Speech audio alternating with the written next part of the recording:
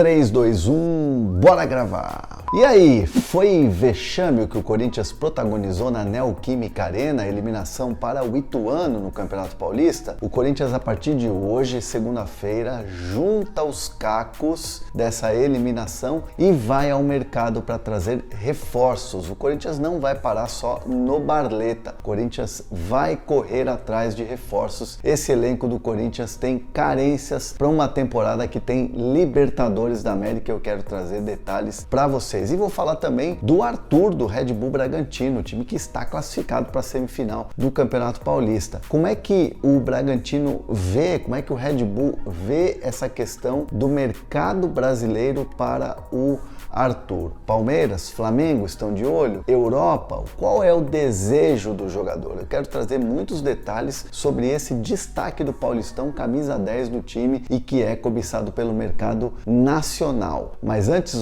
se inscreve aqui no canal, vai, ativa as notificações, compartilha os vídeos. Todos os dias a gente traz muita informação do mundo da bola para vocês. E aí, corintianos, quem me acompanha aqui no canal, deixa seus comentários aqui.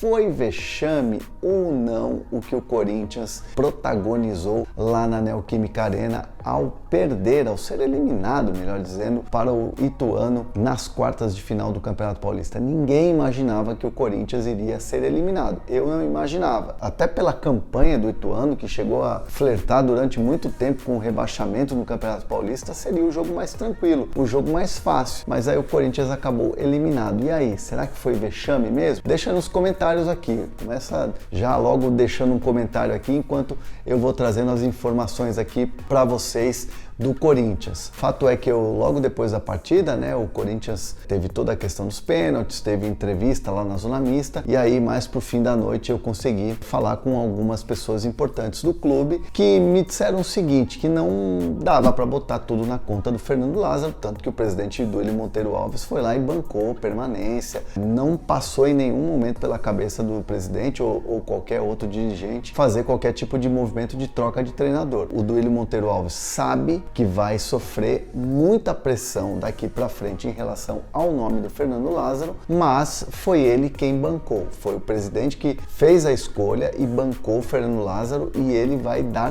tempo e vai ter paciência com o treinador do Corinthians. A questão toda que a direção do Corinthians hoje vê não é um problema do Fernando Lázaro. Claro, o treinador precisa ter experiência e vai ganhar experiência, e o time tá pegando essa casca, dando essa casca pro treinador, mas o Corinthians e a direção, eles entendem que assim, o Corinthians precisa de um elenco um pouco mais qualificado, ter mais peças, mais opções, dar ao Fernando Lázaro mais opções. E o próprio Fernando Lázaro também tá convencido disso. O Fernando Lázaro vinha falando nas entrevistas de que o elenco tava bom, tava completo, era um elenco que já tava pronto para a disputa da temporada. Agora o tom do Fernando Lázaro, principalmente depois da eliminação, era um tom assim, um pouco mais de necessidade de enxergar carências nesse elenco. Então assim, não só o Fernando, não só a diretoria, a partir de hoje o Corinthians está no mercado.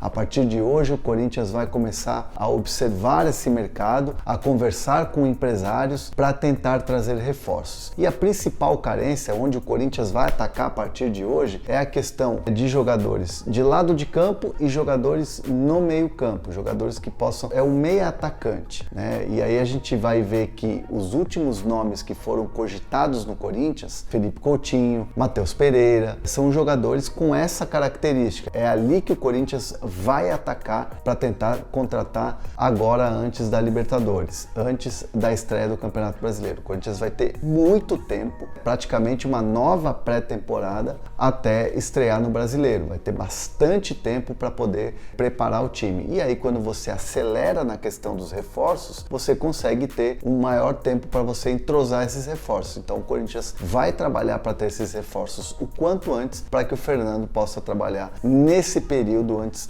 da estreia da Libertadores, da estreia da fase de grupos e na estreia também do Campeonato Brasileiro, para que esse time possa ter um pouco mais de fôlego. O Corinthians hoje tem 7 jogadores acima com a idade acima dos 30. Tem uma Renato Augusto dependência. Você vê que o Renato Augusto machucou, não jogou contra o Ituano, o time é outro, apesar do Paulinho ter feito uma boa partida. Não aguenta ainda 90 minutos. Não é esse jogador com a mesma característica do Renato Augusto. O Renato Augusto carrega o time nas costas, então o Corinthians vê que a carência é ali no meio-campo, é na criação e principalmente ali no ataque. Ah, mas chegou o Barleta. Barleta, inclusive, estava lá na Neoquímica Arena assistindo o jogo. Barleta se enxerga um jogador muito mais atacante do que meia, né? Eu já conversei com o Barleta sobre essa situação e ele, Barleta, se vê muito mais como um atacante, como um jogador de lado, como um jogador que pisa na área, do que propriamente um jogador cerebral, um jogador que cria jogadas, né? Então o Corinthians vai ao mercado atrás desse jogador e é para já, é para ontem. O Corinthians está, a partir de agora,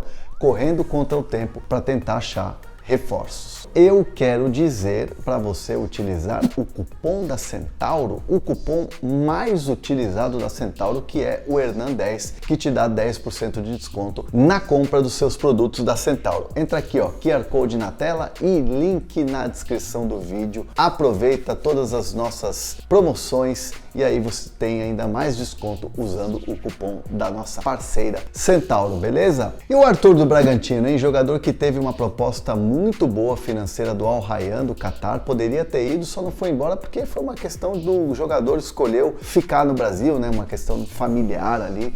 Os dois clubes, inclusive o Red Bull Bragantino e o Al Rayyan, tinham chegado num acordo e agora tem interesse do Palmeiras, tem interesse do Flamengo no jogador e o Bragantino vê com bons olhos esse mercado brasileiro. A questão toda é pagar o que o Bragantino vai precificar o Arthur. O Bragantino coloca um preço entre 10 e 12 de euros hoje. O seu principal jogador é o camisa 10, mas o Arthur tem um desejo hoje de jogar na Europa. O Arthur hoje vê com bons olhos que a carreira dele está muito mais na Europa do que propriamente no Brasil. Na cabeça do jogador, ele vê que ele tem no Bragantino, né, no Red Bull Bragantino, estrutura, ele é o principal jogador, ele é o camisa 10, salário em dia, salário bom, e é um jogador que entende que se for para atuar no Brasil, claro que ele não despreza Flamengo, não despreza o Palmeiras, que aliás ele conhece muito bem, mas ele entende que a carreira dele hoje, ele poderia dar um salto de Bragantino para o futebol europeu. Então hoje ele está muito focado no que é o Bragantino, na semifinal do Campeonato Paulista, nas competições que o Braga vai disputar, mas ele entende que para sair do Red Bull hoje seria muito mais interessante para a carreira dele o futebol europeu. Então é uma situação em que os clubes, claro, vai depender muito de uma proposta de Flamengo, de uma proposta de Palmeiras, aí a coisa muda de figura.